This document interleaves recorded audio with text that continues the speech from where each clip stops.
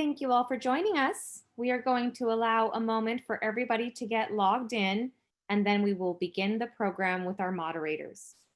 Again, thank you all for joining us. We are going to allow just a moment for everybody to get logged in, and then we will begin the program.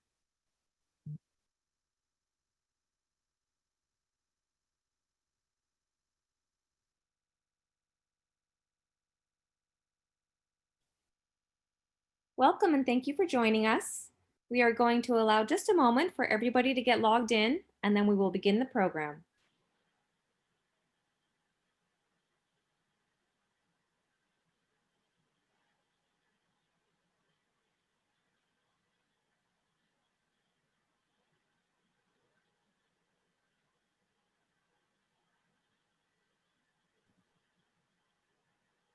Thank you for joining us today. We are going to give everyone just one more minute to get logged in, and then we will begin the program.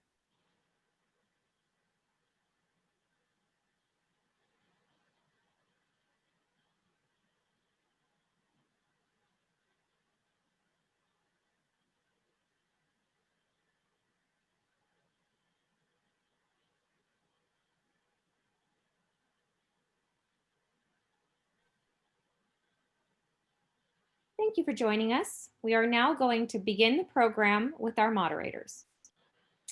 Good evening, everyone, and welcome to the Eastern Pain Association fall webinar. I am Dr. Lisa Whitkin, one of the co-chairs of our annual meeting, and we would like to invite all EPA members to please join us immediately following the Bonica lecture for a 10-minute annual meeting so that you can meet your new officers and directors. Next slide. We are excited tonight to have Dr. Stephen Cohen join us, who will be receiving the 42nd Annual John J. Bonica Annual Lecturership Award. He will be speaking about challenges in the design and interpretation of clinical trials in interventional pain medicine. Next slide. Hi, everyone. Thanks for joining us. I'm Ely Huang. I'm one of the other co-chairs of the program. And as many of you know, the EPA is one of the nation's oldest pain organizations that started in 1964 with an informal group of like-minded clinicians and researchers that gathered in New York. In the 70s, the IASP was formed, and Dr. John Bonica recommended that the New York group expand, leading to the formation of EPA. And it became one of the first chapters of the IASP. Next slide. We would really like to thank Veritas for sponsoring the webinar tonight. Before the Bonica lecture, please join us for a brief presentation on the treatment of painful lower extremity diabetic neuropathy. Hello, everyone. Welcome and thank you. My name is Sunjit Patel. I'm a medical science liaison with Veritas Pharma. And with great honor, I would like to introduce you to Dr. Sean Lee, who would be presenting a different way to treat painful diabetic peripheral neuropathy.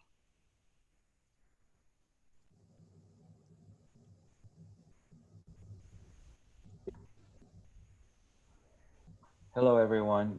I want to welcome everybody to the Bonica lecture series sponsored by the Eastern Pain Association and Veritas Pharmaceutical this evening. My name is Sean Lee. I'm a medical director at Premier Pain Centers, where I've been practicing interventional pain medicine in private practice for the last 10 years. Tonight, I'm extremely excited to share this platform with Dr. Stephen Cohen, who was an integral part of my fellowship training at Johns Hopkins and continues to teach me and inspire all of us in excellency in clinical research. Today, I want to introduce a new treatment option for the treatment of painful diabetic peripheral neuropathy. This portion of the lecture will not count as CME credit as it's sponsored. As all of you who know me, my personal interest is in neuromodulation, and this is a new novel way of treating a painful chronic condition using a neuromodulation technique that is completely non-invasive. We all know and remember utilizing capsaicin as a treatment option for neuropathic pain associated with postherpetic neuralgia. but the same treatment option is now FDA approved for the indications of diabetic peripheral neuropathy. Rather than considering this as a patch, I would consider this as a topical delivery system to allow us to achieve neuroablation. The transient receptor potential vilanoid receptor, or the TRPV1 receptor, has been shown to be preferentially expressed on sensory nociceptive nerve fibers, mainly C and A delta fibers. This has been an area of interest because this receptor is responsive to the molecule found in the chili pepper, which is the capsaicin molecule. Binding of the capsaicin molecule to the TRPV1 receptor allows the influx of calcium. Prolonged exposure causes desensitization and eventual downregulation of these pathologic peripheral nerves, allowing desensitization and defunctionalization, hence decrease in chronic neuropathic pain. This can result in sustained pain relief until these nerve supply can be replenished over time. Hence, the treatment can be repeated with application of these capsaicin patches or system. So let's talk about the pivotal trial that allowed this new approval. The STEP study was a phase 3 randomized double-blind trial over 29 different sites, including 369 patients randomized to a 1-to-1 between the study Cadenza population versus placebo. A 30-minute one-time application to the feet was the treatment option compared to placebo. Patients were followed over a 12-week follow-up period. On the left side of the panel, you see that the percent change in average pain from baseline over a 12-week period was considerably higher in the Cadenza treatment group, illustrated in the purple line, compared to the placebo green line. And this is sustained relief. The percentage change was approximately 30%. On the right panel, in terms of responders, which was considered 30% reduction of pain, in the capsaicin group, this was reached far quicker at 19 days compared to the placebo group, which took 72 days. Overall, there was a higher proportion of patients achieving greater than 30% reduction in pain from baseline at 40.9% versus 31.7%, and that was statistically significant. In addition to sheer pain relief, a secondary endpoint was sleep interference. We all know that neuropathic pain, such as diabetic peripheral neuropathy, can affect a patient's quality of life in terms of sleep disturbance. In this particular study, Cadenza patches were shown to decrease the amount of sleep interference from baseline to weeks 2 to 8, as well as from baseline to weeks 2 to 12. Here you can see that the Cadenza patch population had a reduction of 33% in sleep interference versus 24% in placebo group. Similarly, from baseline to weeks 2 to 12, there was a 34% versus a 25% reduction in sleep interference. So we know that restoring sleep is a vital portion of pain relief. In terms of safety and tolerability, there was minimal adverse events. Main reports of discomfort were during the application process, where patients complained of burning sensation or application site discomfort. During the study, there were no reported of adverse events that led to permanent discontinuation of the therapy itself. Essentially, other than application site discomfort, there were no drug-related or treatment-related severe adverse reactions. So the use of an 8% high concentration capsaicin patch provided statistically significant improvement in pain relief compared to a placebo group for the treatment of painful diabetic peripheral neuropathy. This was well tolerated with minimal treatment-related adverse events. There were no discontinuations due to therapy. There were no deaths or deterioration in normal sensory perception.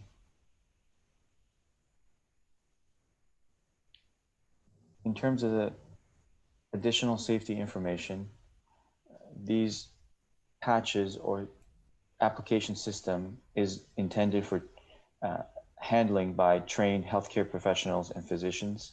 It's not intended for exposure to mucous membranes or eyes, respiratory tract, or cavities.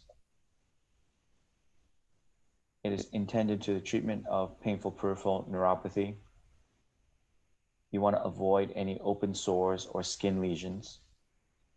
Aside from this, there are no contraindications because it's essentially non-invasive. In terms of other precautions, you want to make sure that careful removal and disposal of the patch so that there is no airborne contamination that may lead to unwanted irritation. The kit comes with a cleaning gel to allow for comfort as well as careful cleansing of the skin surface. The only recommended post-procedural step is to offer the patient a cooling pack for comfort.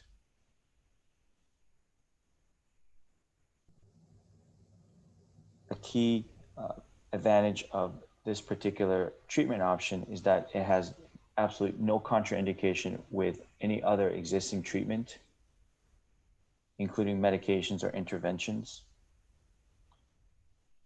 In cases of uncontrolled blood pressure or hemodynamic issues, you want to have these sorted out before patients are treated with these applications. Again, I want to thank Averitas and Eastern Pain Association for the opportunity to share this news with you guys. Thank you for your attention, and I very much look forward to Dr. Cohen's presentation today.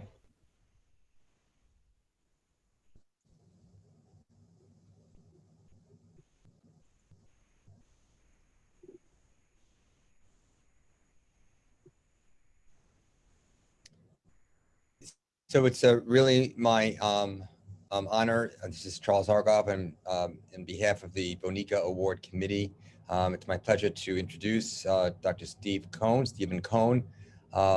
He's the Chief of Pain Medicine and Professor of Anesthesiology and Critical Care Medicine, Neurology and Physical Medicine and Rehabilitation at Johns Hopkins School of Medicine, Director of Pain Research at Walter Reed National Military Medical Center, and Mirror Professor of Anesthesiology and Physical Medicine and Rehabilitation at the Uniform Health Services at University of the Health Sciences, and a colonel and retired colonel in the U.S. Army. This one line would be enough accomplishment for any one of us. This is just an amazing person, and we're so proud to have you here tonight, Dr. Cohen. He's going to be inscripted on the plaque that we cannot share, as Bill Schmidt said earlier, in person. Is the 42nd annual John J. Bonica Annual Lectureship Award. It is presented to Stephen Paul Cohen, MD, in honor of his work in designing, conducting, and publishing interventional as well as non-interventional pain medicine clinical trials, and thereby significantly advancing the evidence-based treatment of acute and chronic pain. Dr. Cohen is well deserving, and thank you so much for being with us tonight. Thank you so much. Yeah, let me try to put these slides up. Thank you so much. This is really such an honor. to be here, at least virtually, with such good friends. Thank you, Sean, for the talk before. Charles, Neil, Chris, I see Mike Weinberger on. Can everyone see my screen? Not yet. Not yet. Okay.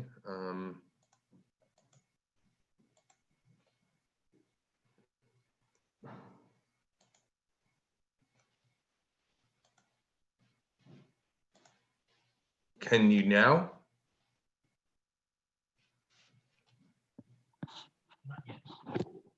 No, not yet. Okay. So I'm sorry. So I go share screen. Correct. Oh, right before it was saying this will stop someone else's screen share. That's just fine. Okay, so now you can see it. Go ahead and click that share screen and then tell it you would like to share your PowerPoint. Right, I just did this before.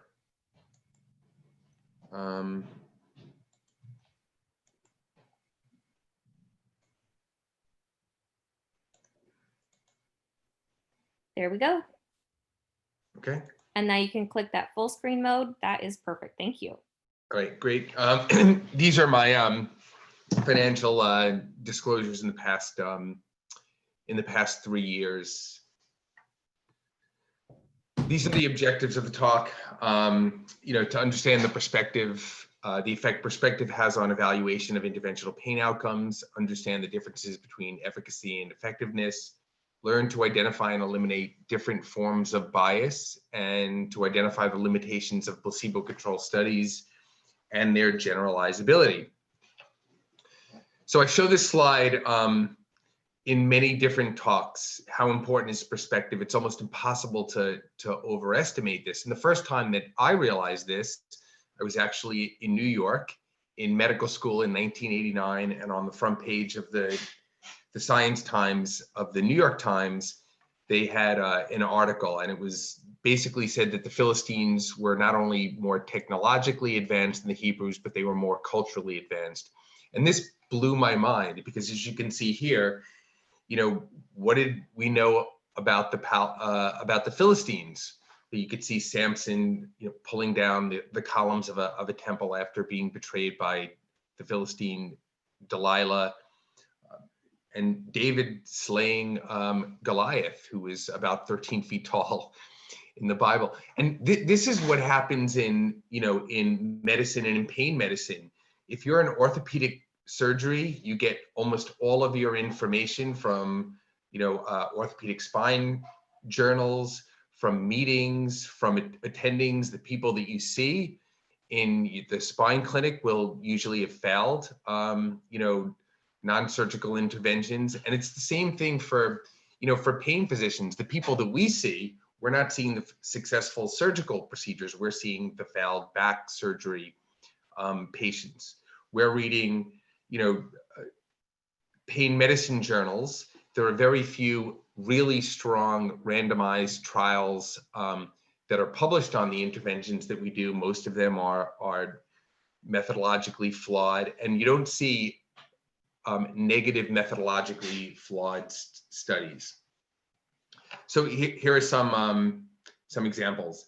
This is from the Lancet Low Back Pain group. So I was an author on this, although the UK guidelines suggest consideration of radiofrequency denervation for chronic low back pain that's unresponsive to non-surgical treatments. The subsequently published negative MIN trials challenged this recommendation. And there were letters that were written on behalf, and the entire Lancet Low Back Pain group recommended not doing radiofrequency ablation outside of clinical trials. And I was the only person that disagreed, and we actually changed the authorship and the recommendations based on this.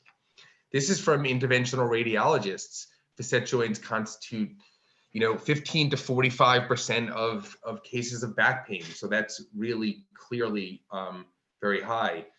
Positive blocks can indicate facet joints as the source of pain. True, but very simplistic. And patients may benefit from facet joint neurolysis, notably by radiofrequency or cryoablation. Again, very complicated thing made simple. So here's a tale of 3 studies. The LeClaire study compared radiofrequency and sham denervation in 70 patients with axial back pain. They screened 76, which means that probably less than 10 people actually had facet joint pain. As the selection criteria, they required greater than 24 hours pain relief after a single high volume intra-articular block with lidocaine. So we know that intra-articular injections are not as good prognostically as medial branch blocks. And SIS says that if you get more than 24 hours relief, even with bupivacaine, it's more likely to be a placebo response than a true response. There were lots of technical problems with this. The study was negative, but you could see the values below here. The methodological quality score out of a 5-point JADAD scale was 4, and the clinical relevance was 8 out of a non-validated scale by Wertz that's 20 years old. NATH study compared radiofrequency denervation to sham in 40 patients. They screened 376 patients. Very strict selection criteria, greater than 80% relief after 3 blocks. They created 6 lesions without stimulation, and radiofrequency was superior to the sham treatment for all outcomes. Yet you can see here the methodological quality was the same, the clinical relevance was lower. And the MINT study, this was not an efficacy study. They compared radiofrequency to standard exercise in 251 patients with axial low back pain. They required greater than 50% relief within 30 minutes after a single lidocaine block. A very large majority had positive blocks, so that's a problem there. There was no personalized approach. Everyone got L3 to L6 blocked. There were actually 3 studies, an SI joint study and a discogenic study, and people sometimes went from one to another. They had SI joint blocks that didn't work, then they had discography that didn't work, and then they went facet. So these are different conditions. They created tiny lesions. There were no significant differences between radiofrequency and no radiofrequency at 3 months. This was misinterpreted as an efficacy study. And you can see here the methodological quality is lower, but that got published in JAMA. So this is from something that we published in Regional Anesthesia Pain Medicine 2016. This is a technical quality scale. This is really important because technical quality is probably more important than methodological quality for, procedures. Are we selecting the right patients? Are we doing them correctly? So you can see from the Cochrane risk of bias, methodological quality includes random sequence generation, allocation concealment, blinding of all people involved, people even blind statisticians, and being transparent with reporting. Technical quality concerns, are we avoiding co-interventions, including medications, additional procedures? For epidural steroids, because this is Aquarius, do patients really have herniated disc or spinal stenosis? Is that causing their pain? We need to measure, leg pain and or, arm pain. If we measure both of them, they should be measured separately. For efficacy studies, we want to avoid people who are likely to fail, those with psychopathology, secondary gain, non-organic signs. We just published something on that. Patients with, pain for 2 months or 6 weeks, they're very likely to get better with epidural steroid injections. But that's part of the problem. They get better even with sham injections or no treatment. And although injections don't have to be standardized, there should be enough patients to look at subgroups. So this is from our 2013 paper. So the first 2 columns go over the results of randomized controlled trials stratified by the corresponding author. So who did the study? And as you can see here, if studies were done by pain physicians, 3/4 of them reported positive outcome versus about 30% for non-pain physicians. And I get it. We do these procedures very well. Perhaps more importantly, we select the appropriate candidates. But look at the review articles, systematic and evidence-based review. This is really hard to reconcile.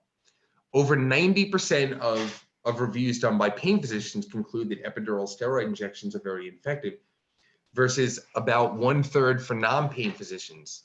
And the reason that that's hard to digest is because we're looking at the same randomized trials using the same or similar grading scales, and we're coming up with different conclusions. So this is a problem. This is the New England Journal of Medicine study on epidural steroids. They took 400 patients with spinal stenosis and they randomized them to epidural steroids and local anesthetic or local anesthetic alone. They had a conference call beforehand and they said, you know, we're going to bill Medicare and insurance companies for the local anesthetic, i.e. the sham injection, because it's not really a placebo. They didn't, you know, standardize injections, yet steroids were better than local anesthetic at 3 weeks, and they were very close to being better at 6 weeks. This was not a great efficacy study. They included patients, you know, really at high risk for failure, those on high dose opioids with long duration of pain, psychopathology. Yet they concluded that epidural steroids offered little or no benefit for spinal stenosis. But the interventionalists in the group, they all really disagreed with the interpretation. So I think that, you know, there's a little bit of bias when looking at interventional trials. This is an example about integrative medicine. Does acupuncture increase pregnancy and live birth in females undergoing in vitro fertilization? So this was published in a really high impact journal. This had enormous media attention. They looked at 7 small studies. They inserted needles at sham points, real points not breaking the skin, sham points not breaking the skin, or no treatment. And that's very complicated because the people who go to an acupuncturist go because they want acupuncture and they believe in it. 4 out of these 7 studies were negative for pregnancy, 2 or 4 for live birth, yet they concluded in the British Medical Journal that it increased the chance of pregnancy by 65%, and 1 in 10 people who were treated with acupuncture would get a live birth. So the British Fertility Society, you know, was really inundated with problems. They, you know, analyzed 14 trials. They concluded there was no evidence for acupuncture or Chinese herbal medicine increasing the chance of a woman getting pregnant. So why is this important? So we have a series that's going to be coming out in Lancet. We're having a problem with the 3rd article on neuromodulation, but the first 2 are accepted. And there are 2 versions of the first article. One that includes the NICE guidelines and one that doesn't, because these are preliminary. So the NICE guidelines in 2020, again, these are not finalized. They recommend exercise, no problem, cognitive behavioral therapy and acceptance and commitment therapy. They recommend consideration of acupuncture. They state that there's more research needed on manual therapy. But the only medication that they recommended was antidepressants. So they recommended against anticonvulsants, steroid and steroid injections, opioids, ketamine, which is in contrast to other guidelines. The problem, you know, when we had a conference call with them is that these aren't really personalized medicine guidelines. So there's very, very large standard deviations for pain treatments, specifically for injections. And yesterday, I actually saw the father of a guy who's considered, I guess, on the very, very short list for becoming the new director of the FDA, and he's interested in pain. And we were talking about an epidural steroid for his father, and I said, you know, if I was the only pain doctor in Baltimore doing epidural steroids, everybody would get better because I would only have enough time to pick the best candidates. But if there are 40 people and these people have to send their kids to college and pay for staff and office space, then they're going to start to decrease the selectivity, and they're going to take people with long-standing pain, with axial back pain, people with failed back surgery syndrome, and very few of them are going to get better, but there's going to be large standard deviations. So statistics can yield different conclusions from similar data and be presented differently. You can see the first thing here, you know, more preschoolers than cops get shot dead, but there's way more preschoolers. And you could see the COVID thing, right? The US doing more COVID tests than every other country combined. Well, it's not combined, but you know, we're definitely not doing more COVID tests on a per capita basis, but we have larger populations and a larger population and more resources. So this is a study. This is the first study that we published in Annals of Internal Medicine. We compared 2 epidural steroid injections to 2 etanercept injections to 2 saline injections in patients with subacute sciatica. We sent it to Annals of Internal Medicine, which they consider themselves the most statistically rigorous journal. And so the first time we submitted this, we used ANOVA, and the p-value you can see for the primary outcome, leg pain, was 0.07, and for functional capacity for 0.03. So the journal came back and they said, we want you to consider, different covariates like gender and, duration of pain. So we did. We used ANCOVA, very, very popular. We came up with very different p-values. So we used multiple regressions. So this was the chair of the IRB at Walter Reed. So very, very sensitive to tech differences, includes interactions, and you could see the p-value for the primary outcome was less than 0.001. Everything was statistically significant in favor of epidural steroids. The journal came back and they said, we'd like to have a conference call. We want to use ANCOVA. It's very conservative. We want you to consider these things. We analyzed the data again, and you could see very different. Leg pain, barely a trend towards statistical significance. So the article came out, there was a press release, and I spoke on the phone with a guy, Nicholas Bacalar, and this is probably the second or third time that he had done something on one of our articles. And I explained, our feeling, what the discussion is. Nick had had 3 epidural steroid injections without really having radiculopathy, and he was not impressed with the procedure. And this is kind of what was published in the New York Times in print. So efficacy studies are highly controlled, methodologically robust. These have long lists of inclusion and exclusion criteria. You generally need a placebo, whereas comparative effectiveness studies should utilize more liberal selection criteria. These are easier, they're less expensive to do. They don't even need to cost money. Efficacy studies are time consuming and they're expensive. Effectiveness studies should include more sites, longer follow-ups. For efficacy studies, we really want the best practitioners. We want to treat the ideal patients. We want short follow-ups if you want to maximize the chance of detecting differences. Whereas comparative effectiveness studies consider utility, speed, tolerability, sustainability, costs. Comparative effectiveness studies can result in false negative results for an efficacious treatment. So we don't want to throw the baby out with the bathwater.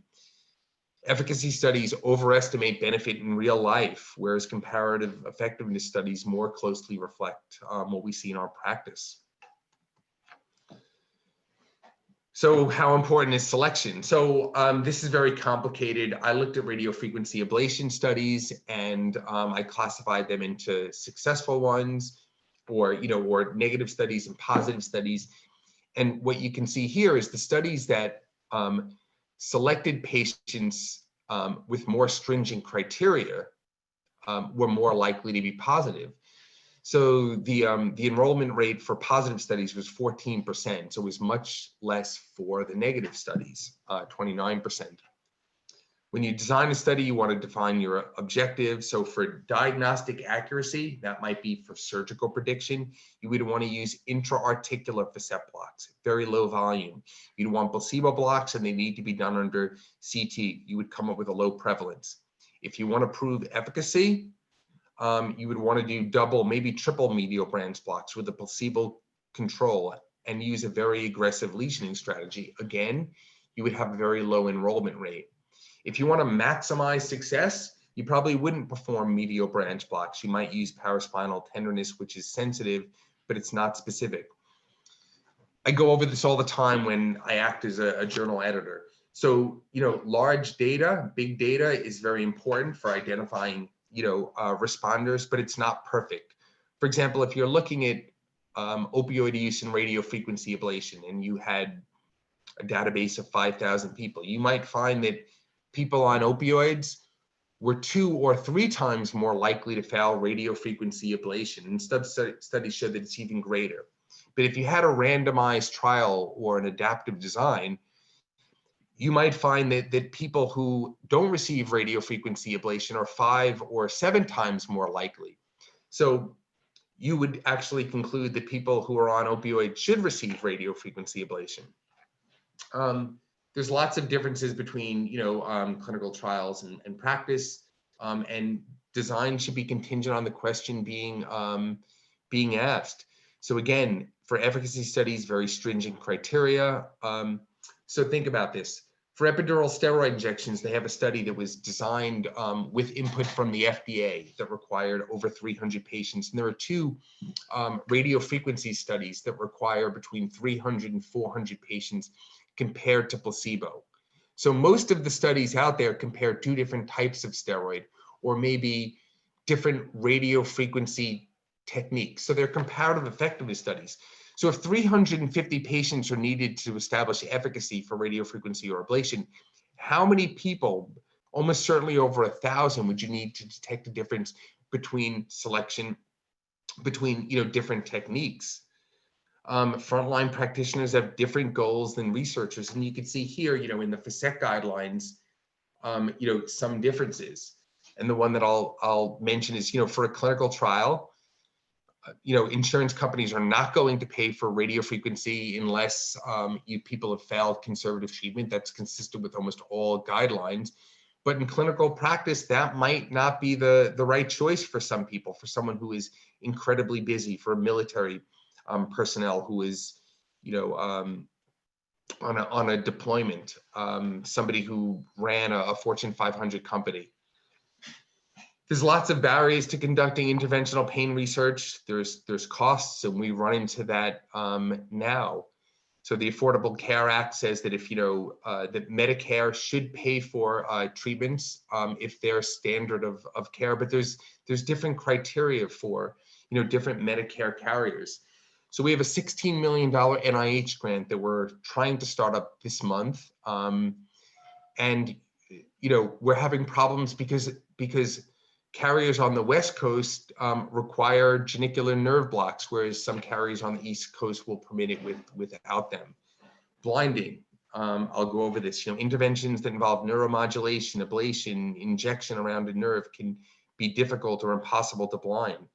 Designating a control group, and I'll go over this in more detail later. But when we do these placebo-controlled injections, often the control is not truly inert.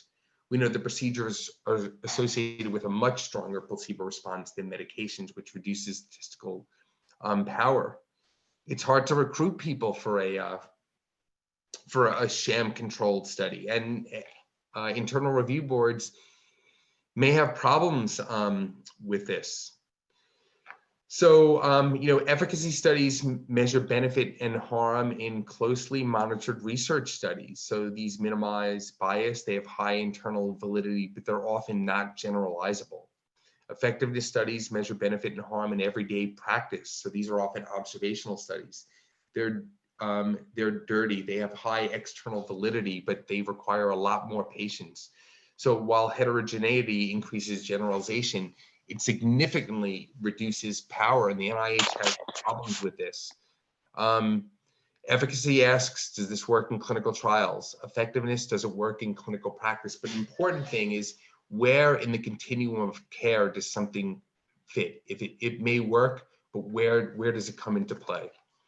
The placebo effect is really the 800-pound gorilla. The placebo effect is enormous for pain treatments. Probably the only thing that might be higher are, placebo effect to treat psychiatric conditions. There's lots of things that affect it, including, physician, doctor expectations, the strength of the relationship. Brand name drugs have stronger placebo effect than generic drugs. Patient contact, conditioning, genes, procedures more than pills, adults greater than children. That's why if your son or daughter scrapes their knee, you could put a Band-Aid on it and kiss it and it's better. The placebo effect decreases with time, but expectation bias can increase with time. And placebo effect, despite what people think, can last for months or years, often the same amount of time that the procedures that we do can last. So here are some things that show that procedures have a stronger placebo effect than pills. In a meta-analysis of 22 trials to treat acute migraine, the response rate was 32.5% with sub-Q versus 25.7% with oral medications. Ted Kapchuk did a great study. He's really a leader in this area. Looking at comparing sham acupuncture to placebo amitriptyline, as you can see from the graph here, sham acupuncture is more effective. And Zhang, in a meta-analysis including 7 trials, found that sham acupuncture was significantly better than routine care for pain, and it fell just shy of significance for function. So a strong placebo effect makes it really difficult to detect the same absolute difference. So think of this: if a difference of 4 versus 2, if the placebo effect is 2 and the treatment effect is 2, versus 52 versus 50. What this translates to is that the same magnitude effect has greater benefit to patients. So the number needed to treat for placebo is actually lower than it is for the best drugs, which means it's more effective. This is a fact. All you have to look at is almost any placebo-controlled trial, and you could see that the within group difference for the placebo group is greater than the between group difference. And it can be repeated with the same efficacy. Even if you look at functional imaging and you had people who were given Neurontin or placebo, you would see, greater similarities between responders when one got Neurontin and one got the placebo than, in 2 people who got Neurontin where one person got better and one person didn't. So if the duration and magnitude of pain relief and functional improvement is the same or probably greater for placebo than treatment, is it important? Is it even possible to distinguish the contributions of each? So these are examples of active control treatments: insertion of acupuncture needles at wrong points or non-point, epidural non-steroid injections for epidural steroid injection studies. So we know that transforaminal injections are probably more efficacious than interlaminar. But when you do transforaminal injections, people feel it in their legs. So the choice is, should you do a placebo injection where you're giving them saline or local anesthetic, epidurally, which is likely to exert a very significant effect, or should you do an intramuscular injection, in which case people can tell which treatment they got? Medial and lateral branch radiofrequency studies. So you need to give these people, local anesthetic beforehand, not only to blind patients and make the procedure more tolerable, but also to increase lesion size, and steroids, according to our FASEC guidelines, to decrease neuritis. But we know that a certain percentage of people, if you give them, medial branch blocks with local anesthetic and steroids, will get long-term relief. The two 2009 New England Journal of Medicine vertebral augmentation studies, they were criticized because both of them used high-volume facet blocks right at the pedicle, and intra-articular non-steroid injections for joint injections. So how can you reduce the placebo effect? Well, minimize staff interactions. We usually have, video presentations before, so startup videos. You can shorten or extend the length of the study, hoping to extinguish the placebo effect. Blind evaluators. You should have a run-in period with pain diary.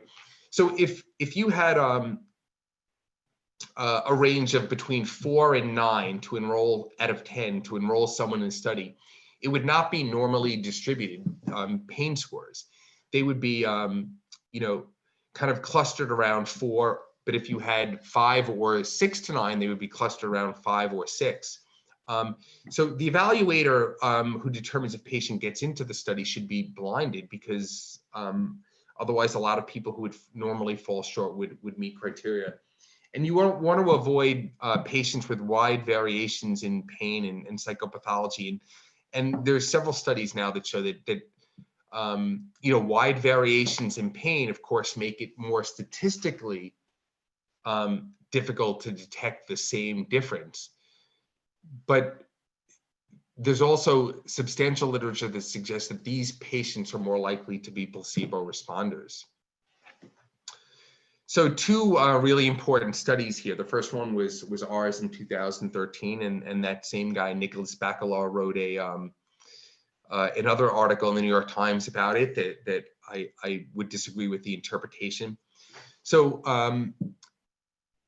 epidural injections were used in the late 1800s to treat back pain. The first studies were published just at the turn of the 19th century. And steroids were discovered in 1948, and it wasn't until 5 years later that the first description of steroids to treat, sciatica was used. So for more than 60 years, people were using epidural saline, epidural local anesthetic, and getting good results. 1970 was the first epidural steroid injection controlled trial by Swerdlow. And since then, there's been, 50 of them, and no one distinguishes between the control group. So do they get epidural saline or local anesthetic, or do they get intramuscular injections? So not distinguishing what the control group is means, that a lot of these studies are underpowered because they're actually comparative effectiveness study. So we decided to compare the control groups, and what we found is that at the first follow-up visit, more than half of the effect, a lot more than half of the effect of epidural steroid injections have nothing to do with steroids at all. And this is a study that was just published in the British Journal of Anesthesia by Harshash and Thana. And this was larger. It was a meta-analysis containing almost 3,600 patients. They found that adding steroid to local anesthetic for a whole host of injections, epidural steroid, joint injections, nerve block, very, very slightly increased the success rate. So you had to treat 13 patients for one person to benefit from steroid above local anesthetic. And when they removed 2 outlier intrathecal studies, you had to treat 22 patients, and the difference between steroids and local anesthetic overall was not statistically or clinically meaningful. So it's important to get the control group correct. So this is a parody, in the Christmas edition in BMJ, very famous, right? The systematic review, parachute used to prevent death and major trauma to gravitational challenge. And you can see the conclusions here. Parachutes reduce the risk of injury after gravitational challenge, but their effectiveness has not been proved with randomized trials. So we don't really have a lot of data to show that larger radio frequency lesions improve outcomes. But it's almost deductive reasoning, right? Because radio frequency works when we correctly target the nerve. If we use larger lesions, we're less likely to miss the nerve, hence you may not need a randomized trial. So again, there's other ways to prove things, deductive reasoning, whereby the conclusion is a logical response to the premises. So if we assume that surgery works, decompression surgery, and it works better when surgeons operate on the correct level, and if we know that selective nerve root blocks increase diagnostic accuracy, then you don't need a randomized trial to show that they're effective, although we have some studies. Inductive reasoning is a little bit more challenging. So if traditional auricular and electrical acupuncture are effective, it doesn't necessarily mean that hand acupuncture is. It may be not.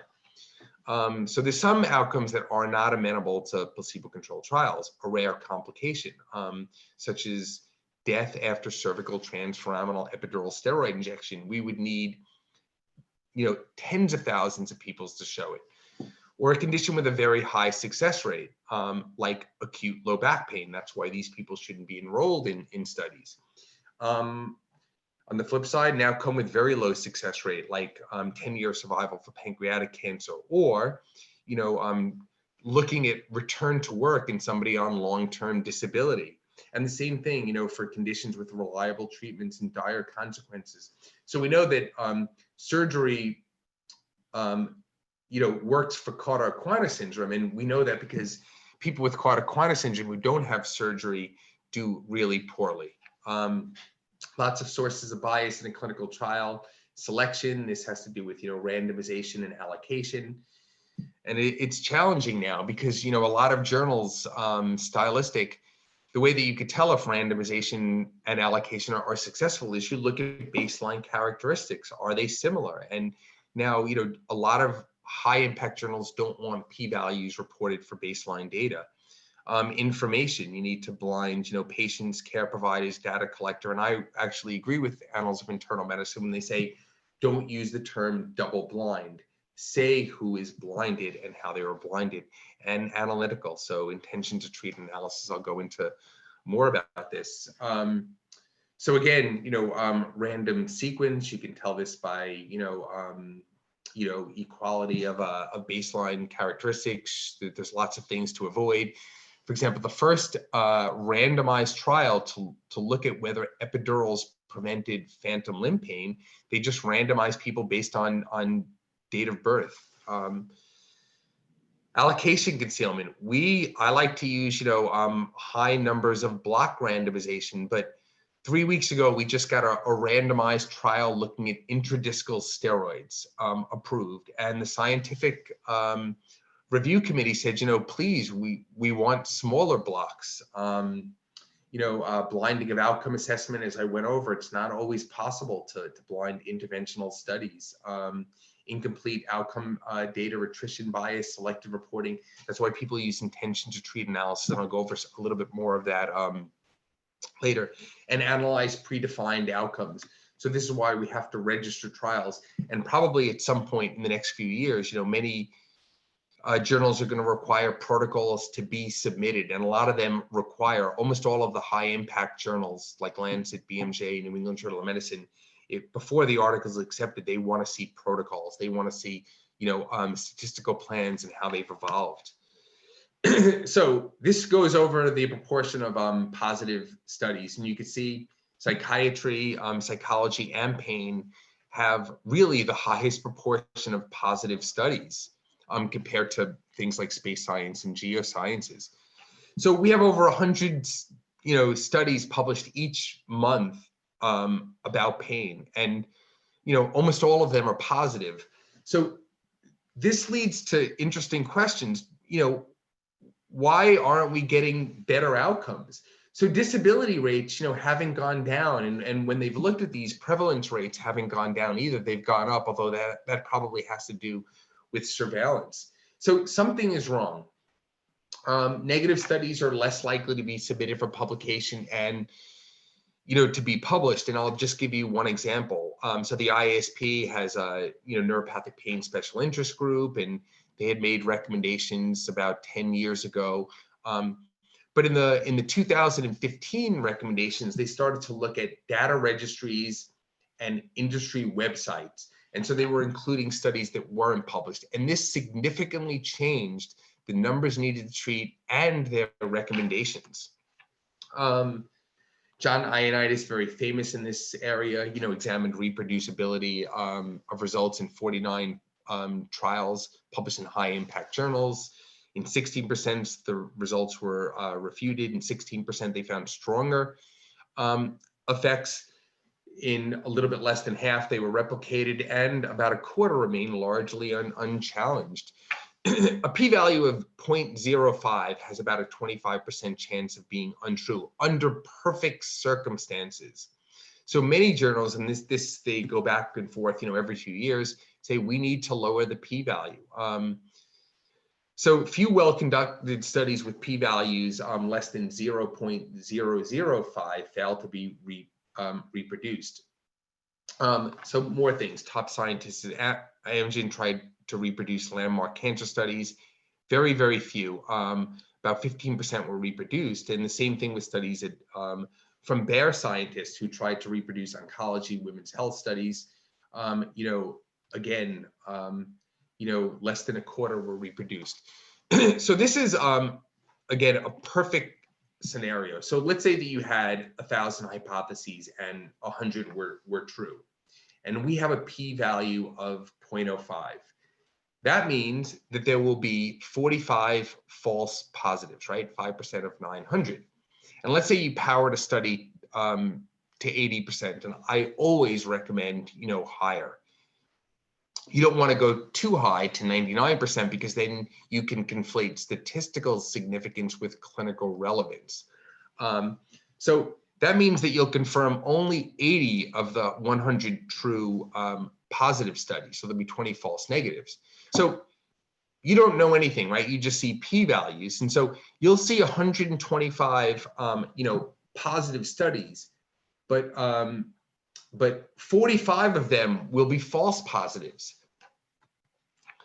So what about overpowering a study? Why don't we, power studies to 95 or 100%? Well, first of all, it exposes patients to unnecessary risks. It utilizes resource. It increases the chance of not completing the study. We published something in 2010 looking at over 40,000 evacuees from theaters of operation in Iraq and Afghanistan. It was the cover article of a special edition of Lancet, and everything was positive. So we looked at return to duty rates, and if you were enlisted versus officer, positive. There was a difference. If you were Army versus Navy or Army versus Marines, there was a difference. If you were junior enlisted versus senior enlisted, there's a difference. But it doesn't mean that it's clinically, meaningful. So again, 96% of medical abstracts, they include p-values of less than 0.05. Most of these will be false. So, a p-value of 0.05 doesn't mean that what you say is true. So a p-value enables you to you can either reject or fail to reject the null hypothesis. You can't say that something is true. It doesn't measure, effect size, importance of finding, or provide a good measure of evidence. When you look at population genomics, which contain enormous numbers of patients, they have, p values that are just infinitesimally small. So if we change p-values to 0.005, a third of these significant findings would be shifted to suggestive. So this is a problem in people who see things discretely, like black and white, without seeing, without seeing gray. And it's especially a problem for interventional trials where it's really, really difficult to get these very, very low p-values just because of the number of patients that you enroll.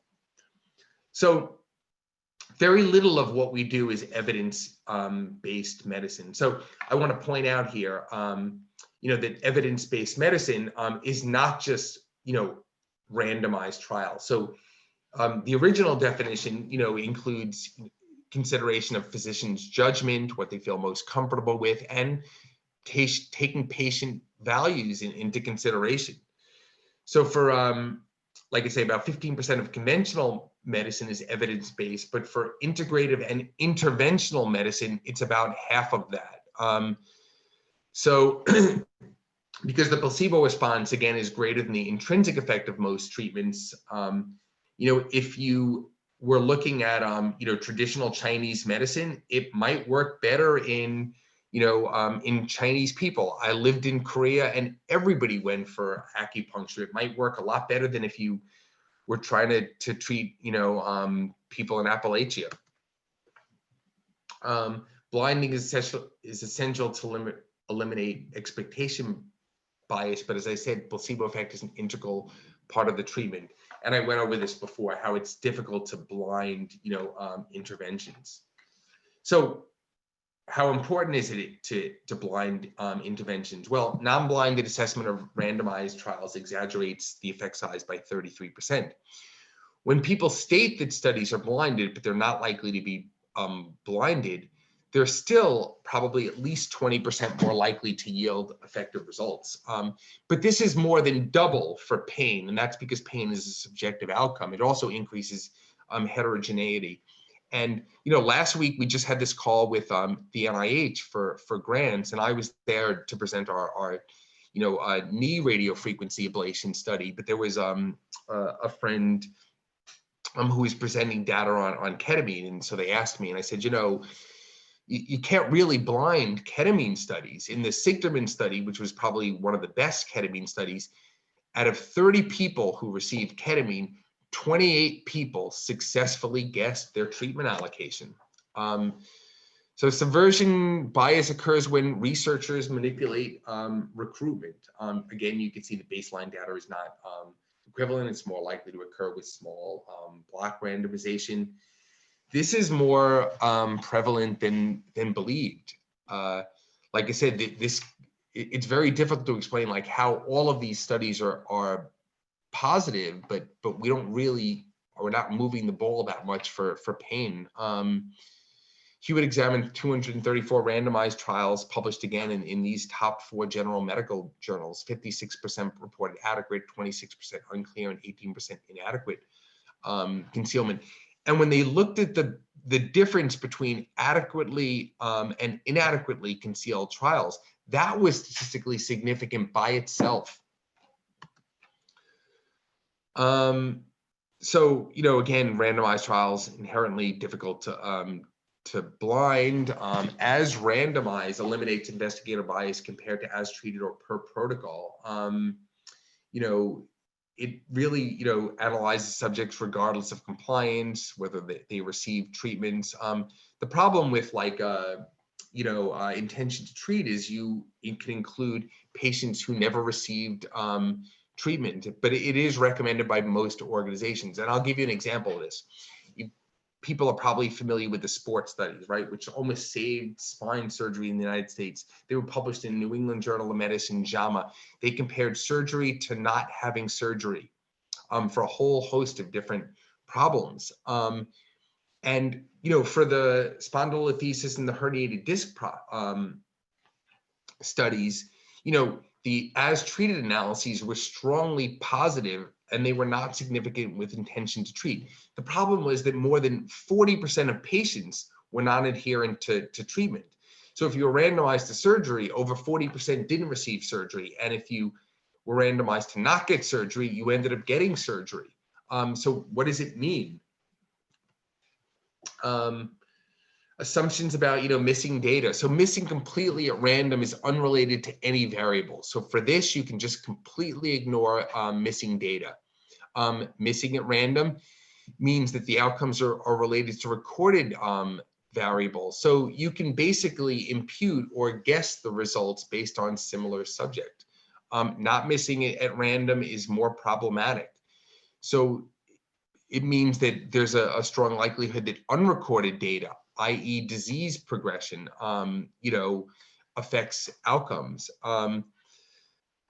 Last observation, not, carried forward, used all the time, but it's not really valid for missing completely at random. Baseline observed carried forward is extremely conservative for pain studies because it assumes baseline data. That means nobody gets better. But let's say you were looking at cancer study. That would be very, very liberal, right? Because cancer study, we're trying to see if people progress. So if you just take their baseline data and move it forward, it's like I said, you're assuming the best. How to the top journals handle missing data? Well, 95% report missing data, so not everyone does. Almost 50% handle it with complete case analysis, so they just drop people who don't. 27% with simple imputation, 19% with model-based methods, and 8% with multiple imputation. Most use either intention to treat or modified intention to treat. Sensitivity analysis is really important if you're imputing, because you're making assumptions, and if you want to know if these assumptions are correct, what you could do is you can change the assumption.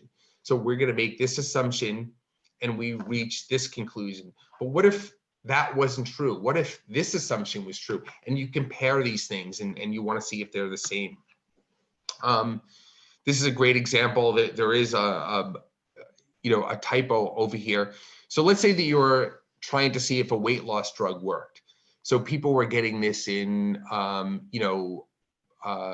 Weight Loss Anonymous or Overeaters Anonymous. So these people want to lose weight. So they're trying to diet and they're trying to exercise. You take 150 people, 75 get the real drug, 75 get placebo. So in the people who get placebo, they're going to be less likely to go back and get it, right? So a lot of people who get placebo are going to get better because they're trying to diet, they're trying to exercise, they're going to lose weight no matter what. But more people are not going to show up. They're going to drop out because they didn't get better. They say, this doesn't work. I need to get a different pill. I need to try this thing.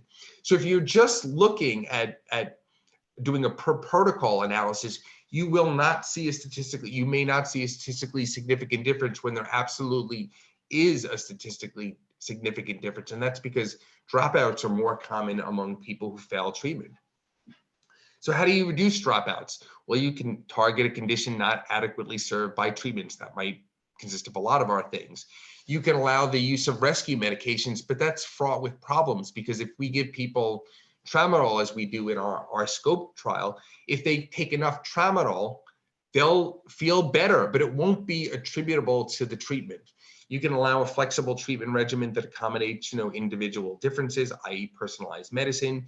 You can include a run-in period where only individuals who tolerate a treatment undergo randomization. Some even do with people who've responded. So this is an enriched protocol. The problem is it reduces generalization and dramatically increases the response rate. You could also shorten the follow-up period again, but that's less clinically relevant. So what are the trends in clinical trials? And I'm nearing the end. So they're getting increasingly complex. So for the NIH, there's a 1-year preparation period before startup, but for the DoD and the VA, it's 2 years. Patient studies are becoming more patient-centric. Even without COVID, they're becoming virtual. We're using adaptive studies, so you can you can change trials based on real-time data, so you can drop arms, you can adjust randomization ratios, you can adjust the power analysis. These things are all fraud. We're using more big data analytics and mandatory registries. Again, there is a big problem. I can give a talk on this, with fraud and data in studies, especially animal studies, but human studies, absolutely. And so now in studies, for these studies that I lead, I don't even see the data. I have no control. So blockchain, people know what that is. It establishes a timestamp chronological record of history that can't be tampered with. Data now from government funding is publicly available. So you can apply to get access of the data. And a lot of these top journals say, the data is available. Precision medicine can include different treatment options for different subjects, or it reflects real life. Artificial intelligence modeling, they can be funded networks to facilitate recruitment, patient planning. This is probably very important for neuromodulation. Like I said, we're doing there's a neuromodulation article coming out in Lancet, and they lick askance on some of the studies that are industry sponsored. But these treatments work. But if everyone would put together, donate to the foundation that Charles leads, it would lead to more credible results. So again, not only trial registration, but protocols and statistical plans are going to be published online before inception. That's my prediction.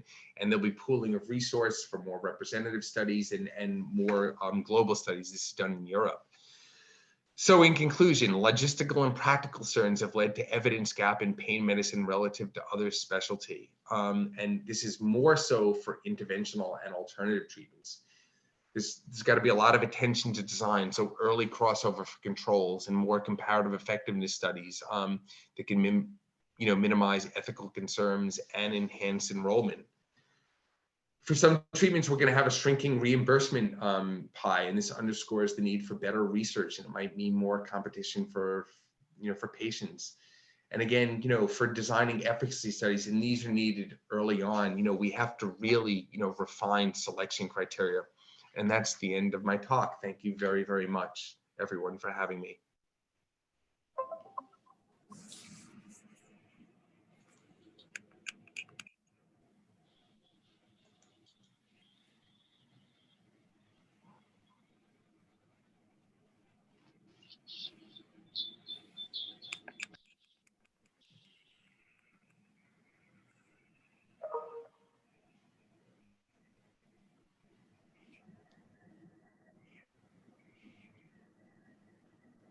Thank you, Steve, for a great talk and very impactful, albeit a little bit mind-boggling on the amount of work that needs to go into designing studies. But thank you again, and congratulations on the award. Thank you. Thank you very much.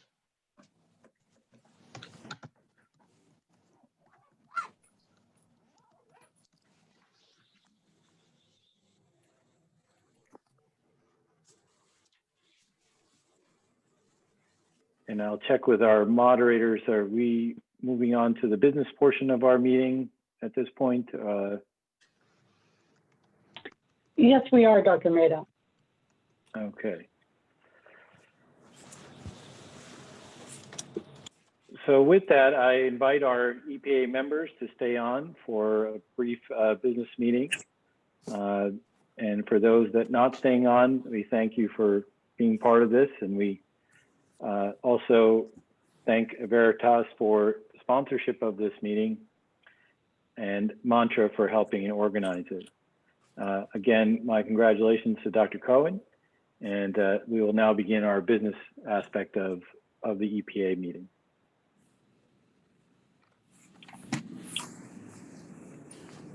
Give a moment for people to log off those. Yeah, I'm trying to answer. Right.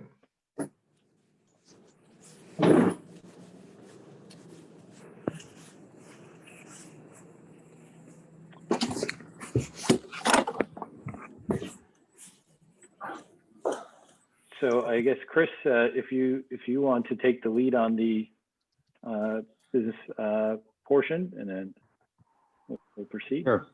Can everybody hear me okay? Yes. Yes.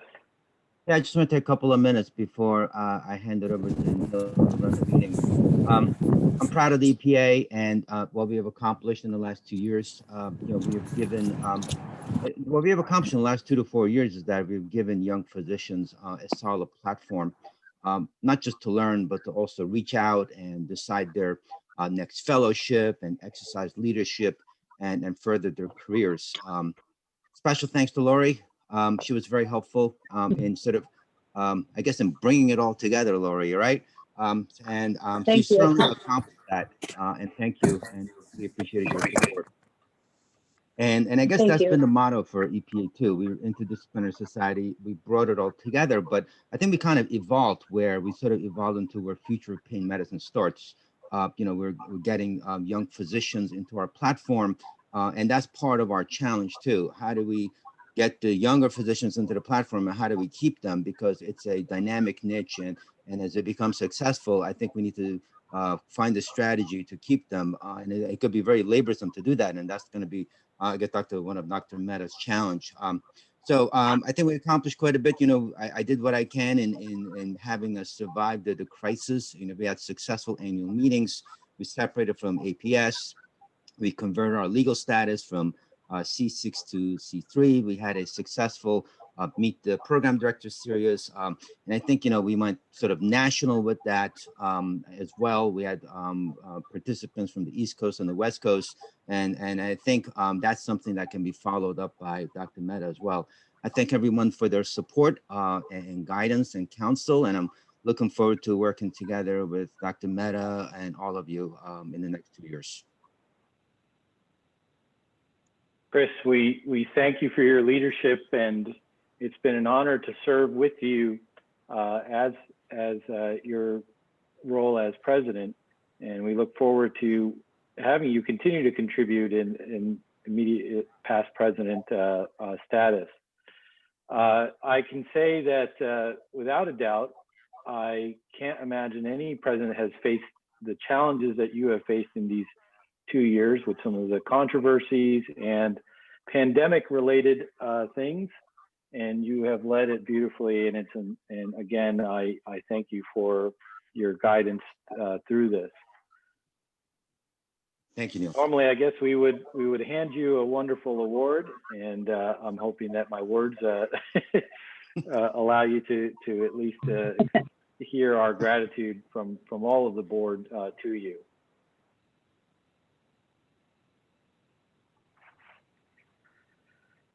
So with that, I guess, do we turn it over to Bill now to share? I think we move next.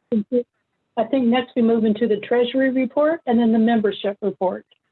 Okay, I stand corrected. Yes.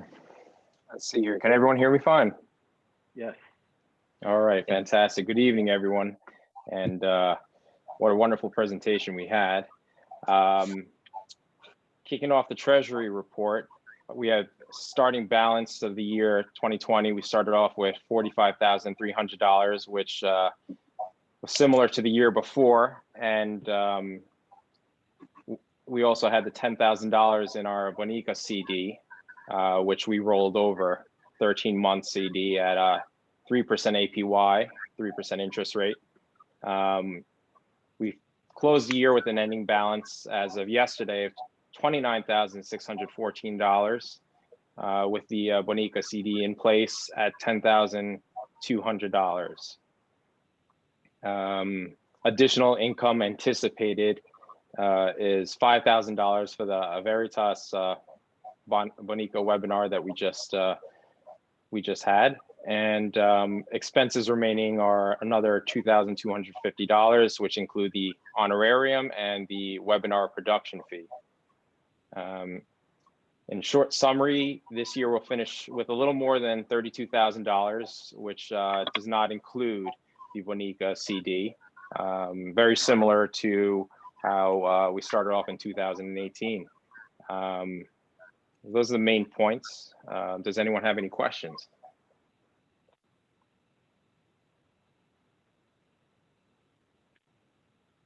No questions. Thank you.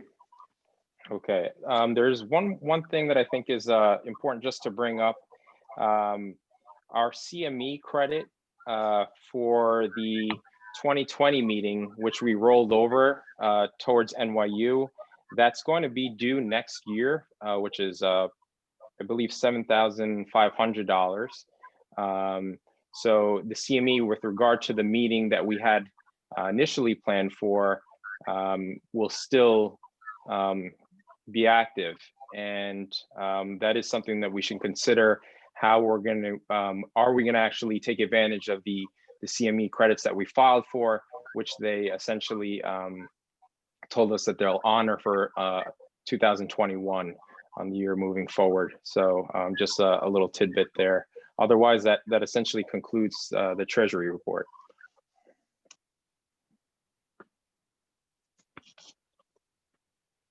Great. We hope that we'll have the opportunity to do a meeting. Hopefully, our coming out of the pandemic will open up the opportunity for meetings this fall, if not earlier. Certainly. And then, do we have a report on the memberships? Yes, I give membership reports of the EPA 2020. Currently, we have a little over 200 members, 202 to be precise. Here's the breakdown. We have 30 sustaining members, 6 lifetime members, and we were able to create opportunities for the young physicians to come together and make things for pain medicine field itself. And for future patients, we have 128 training members, which include majority of them resident physicians, fellows, and some of them being student physicians, including 50 people that were recruiting from this year's webinars recruitment. We have 31 regular dues paying members, and we have 7 with unknown status. I'm not sure they're training or attending, and we have sent inquiries. And for the 31 regular dues paying members, electronic invoices for 2021 dues went out on November 16th, 2020. To date, 2 have paid, and then paper invoices will be mailed to the remainders. And that pretty much summarizes the EPA's 2020 membership report. And then moving on to the next website, social media forum committee. We created number 1, an interactive forum for current and future pain medicine clinicians and scientists. We have integrated all social media platforms, including Facebook, Twitter, and Instagram. And so any post that will be going moving forward will be all integrated, and through each platform, events, all EPA related events will be co-promoted. And then the rest of the updates could be filled in by Dr. Yu Chu, if you're there, or Dr. Peter Lescarides or Dr. Hunt. Yeah, so I have some figures. As of December 1st, we rolled out our EPA forum, which certainly looks crisp. So far, we have 2 posts, which were posted by Dr. Chu, and there's a comment. It seems like there have been 18 views. Regarding our Instagram, we have 672 followers. with approximately 10 to 30 people engaging regularly on our posts. Facebook, 105 following, with similarly 10 to 25 people that actually engage with any of our posts. So we sent out a friendly reminder email to encourage our board to engage however they can. Certainly continue to encourage everyone to do so, and create a profile on the forum, perhaps introducing yourself at some time, or sparking discussion however you can. That concludes it, unless anyone has any questions. Great, and we're excited to see the forum. I also have to get more involved in that. Lori may know that we are trying to engage with working with ASPN, or American Society of Pain Neuroscience. They share the same management of their sites and meetings as we do with Mantra. And there are many people on that group that are involved in the EPA. I think there's a real opportunity, given their focus on more interventional therapies and our opportunity in more multimodal, bringing things together, as Chris said.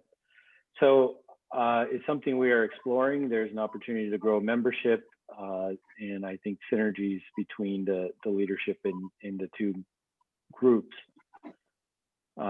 So that's just something in the works that I wanted to at least share with everyone.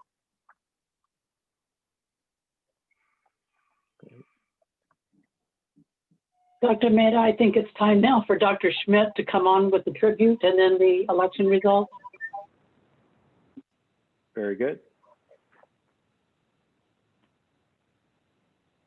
And hi, this is Bill Schmidt. I'm going to share my screen.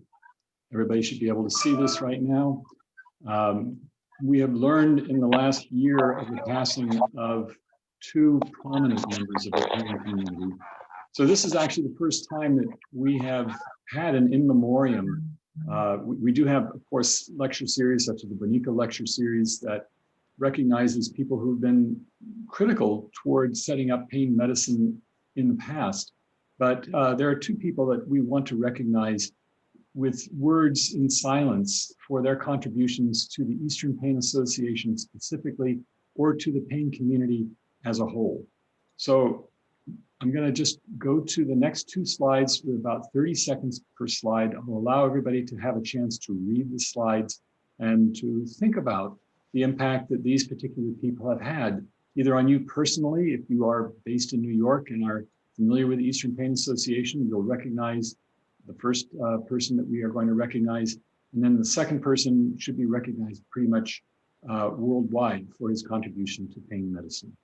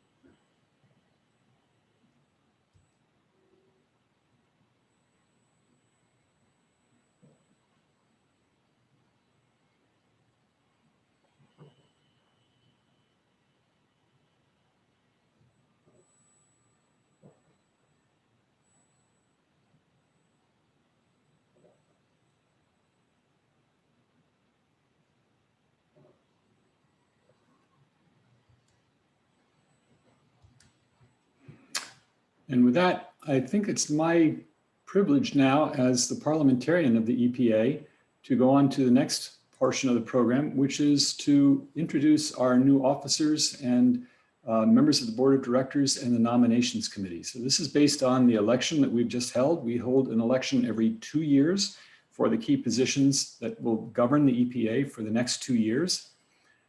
And starting with two positions that are not on the ballot because they have been elected in previous years. We have a history of of electing a president-elect who serves for 2 years in that position before becoming president. And so you've already heard from Dr. Neil Mehta as our incoming president, and you've heard from Dr. Chris Garibo as our current president, who will become, at the end of this meeting, our immediate past president. So based upon the election results, I'm pleased to announce that Dr. Peter Laskaridis will be our president-elect for the next 2 years. The secretary will be Dr. Yu Chu, who is at Christiana Care in Wilmington. So I've also listed their affiliation. One of the things that I'm particularly happy to see is that we have members from many different medical institutions who are going to be on our board of directors for the next few years. Our treasurer is going to be Dr. Baruch Kim. And then going on to the members of the board of directors, Dr. Argoff, Dr. Wong, Dr. Michaelson, Dr. Sekri, Dr. White, Dr. Witkin. Several of these are people who have been on the board in the past, and a few of them are new members, which is also something that's very encouraging to see. And finally, members of the nominations committee who help with preparing the ballot and selecting the people for running for positions in the future. Dr. Charles Interisi and Dr. Michael Weinberger are current past presidents and members of the nominations committee for this year. We also have 2 non-board members by statute, and Dr. Hakula from Johns Hopkins and Dr. Gritsenko from Montefiore will be our non-board members who will help with the election 2 years from now. And that's the end of the nomination and election procedure. Well, I'd like to congratulate the new board, and I thank the outgoing board for all their help. I look forward to working with the team and everybody that is so passionate about the EPA. And I see plenty of great opportunity to continue to grow the EPA as a pain society, a prominent pain society, as we have seen. Thank you, Bill, for putting together and running such a wonderfully rigorous election with no counts or recounts needed. And thank you again to Lori for helping to organize this. Sure. Very honored for myself for the position, and I just excited to see how the EPA grows and to continue in the leadership of Drs. Garibo, Dr. Mehta, Dr. Shapron, bring new, exciting accomplishments as a body. And I would also like to thank everybody, Dr. Garibo, Dr. Mehta, and Dr. Laskaridis, as well as Lori and the EPA team. Humbly accept, and I look forward to working with the EPA team and growing it to bigger and better heights. Thank you. That is Dr. Yu Chiu, although it says Baruch Kim twice here. I gave him my password. That was Yu Chiu. This is Baruch Kim. It's an honor. I'm super grateful for the opportunity to be able to serve for the next, to be able to continue to serve as one of the executive committee members for the next 2 years. And I'm excited to be able to contribute, and I cannot wait to make a further contribution to the growth of the EPA.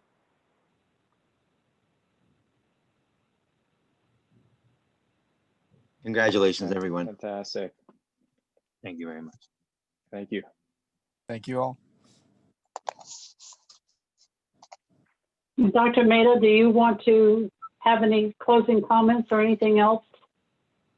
No, I think we had a wonderful virtual meeting, and I look forward to a healthy and prosperous 2021. I wish everybody a wonderful holiday season, and we will plan to meet again in January as a board to start our work.